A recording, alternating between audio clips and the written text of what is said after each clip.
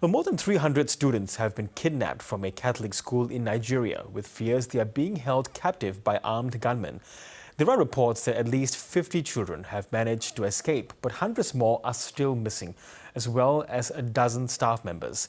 Ikemesit Effiong is managing partner at SBM Intelligence, a security and risk consultancy firm based in Nigeria, and he joins me now. Good to have you with us today. Now, firstly, what's the motivation for this kidnapping? Was it religion, or was it a mass kidnapping for ransom, or something else altogether? It's highly likely that it was motivated by financial incentives. We have seen prior to this latest spate of kidnappings, we have seen something like 997 incidents that we've been able to track for the better part of this year.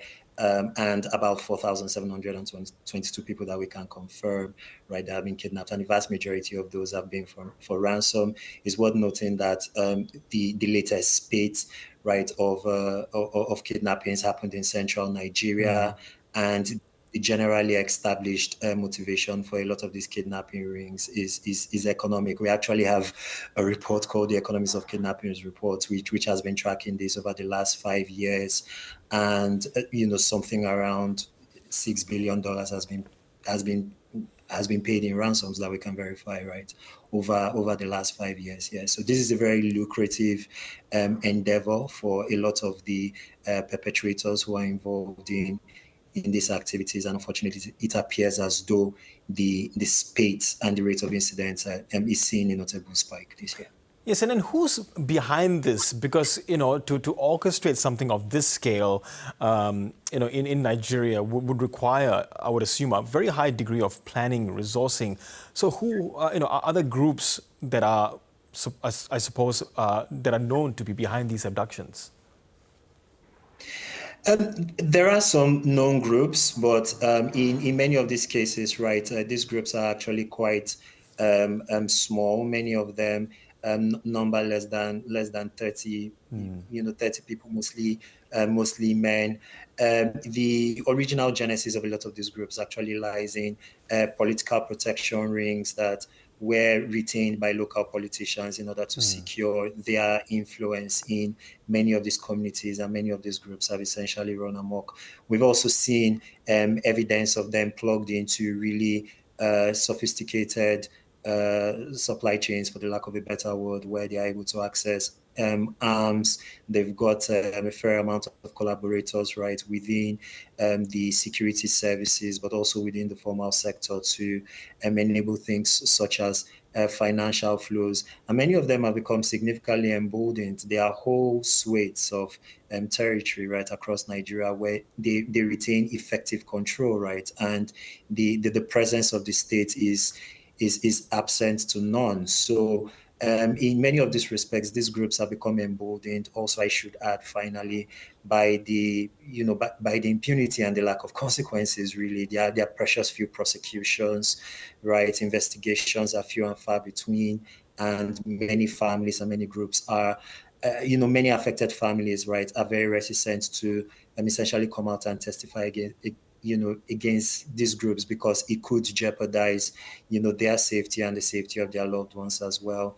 So it almost feels like a vicious, never-ending cycle of violence and ransoms and unregulated impunity. Yes, and Ikemesit, you mentioned that these groups are acting with absolute impunity, lack of investigations. So have things changed since the much publicized kidnappings in 2014 of the Chibok girls? Because right now we are seeing at the moment the Nigerian government redeploying tens of thousands of police to try to find those who are still missing from these latest abductions.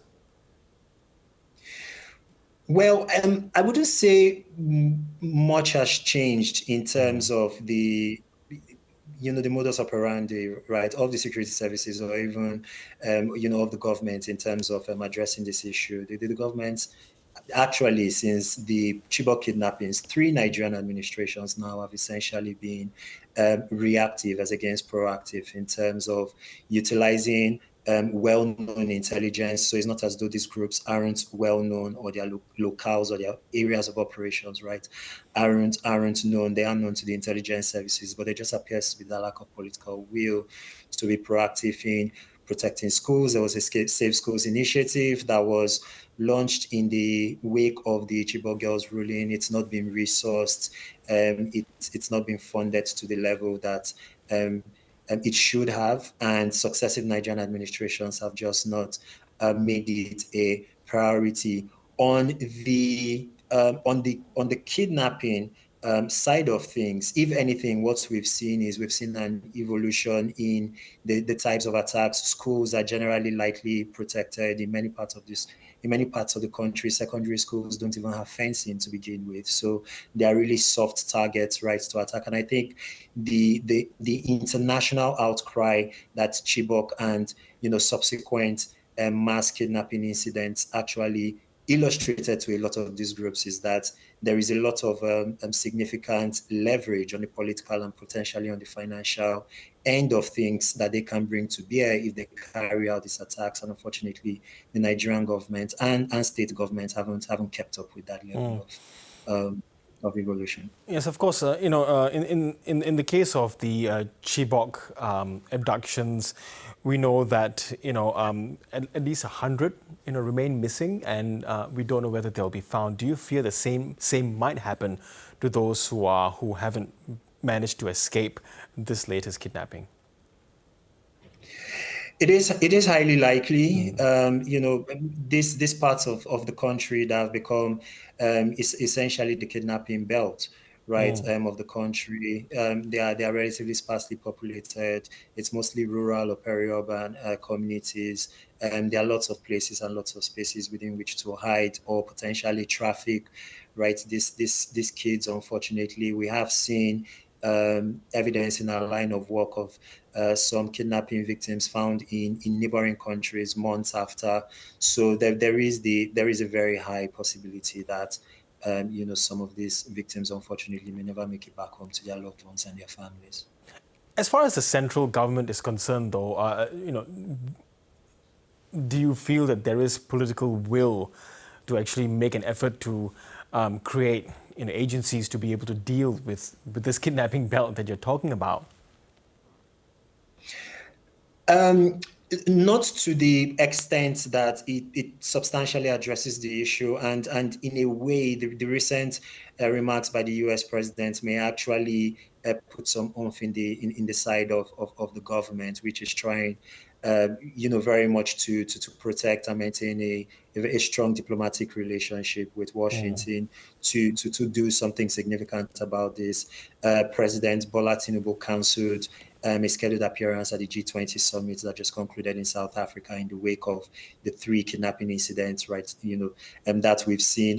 Unfortunately, we haven't seen even that level of proactiveness in the past on the part of the government, right? So a sense that the world is watching, and there may be diplomatic and bilateral or even potentially multilateral consequences to, this security situation not being dealt with. I should add, despite substantial Western aid and coordination, right, and cooperation, right, especially with countries like the United States and the UK, may probably change the overall behavior of the Nigerian government. But as a researcher and as somebody who looks at this, 10 plus years of a track record on the part of the Nigerian government doesn't give me a lot of confidence that they would substantially deal with this issue. So it still remains to be seen how this goes from here. Yes, I mean, you talked about Donald Trump earlier. He said that he would send guns blazing into Nigeria, but in the context of protecting Christians from claims that they are the ones getting attacked more than others. But is that something perhaps that should be considered, that U.S. assistance, boots on the ground, to be able to deal with this sort of problems?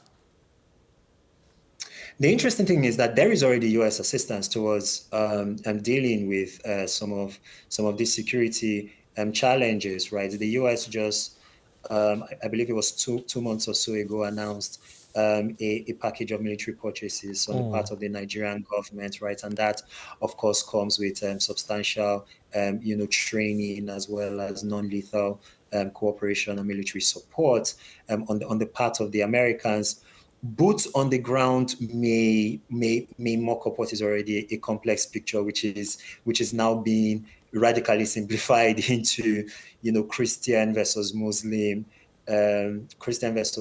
spheres. In effect, the reality on the ground is that it's far more complex than that. It's a confluence of ethnic, political, environmental. Climate change is a serious component, right, of this. Yes. Water access, right, remains one of the main challenges that foments instability in these regions, right. And so I don't know that American boots on the ground actually which substantially helps the situation. If anything, it may create a more well-defined adversary for a lot of these groups, right, to target. And as the US experience in the Middle East and other parts of the world shows, that can easily, that situation can easily get out of hand if not well managed. Okay, it is an awful predicament for those there in Nigeria. But Ikemesit Effiong, thank you so much for sharing your thoughts with us today. My pleasure. Thank you for having me.